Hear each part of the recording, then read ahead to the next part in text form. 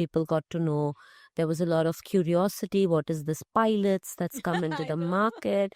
ये Pilates क्या है? ये pilates क्या है? ये plates क्या है? Yeah. You know, and people would ask me, I what is can it? recall that. Some people used to call it pilates. Yeah. Pilates, plates, Pilates, all kinds of names. And it was okay. It was a new science. It took me time. I had actually in my book written in Hindi, Pilates. You know, so I'd written it in Hindi to So be that able people to get it. pronounce, no, for myself, Okay. to pronounce it right when I was studying it, right? Right. So it was, I came back, people started asking, what is it? The price point was higher than my personal training in the gym. People wanted to know, why is it higher? What is it about this? There was a lot of curiosity. The only answer I gave is, come do a session.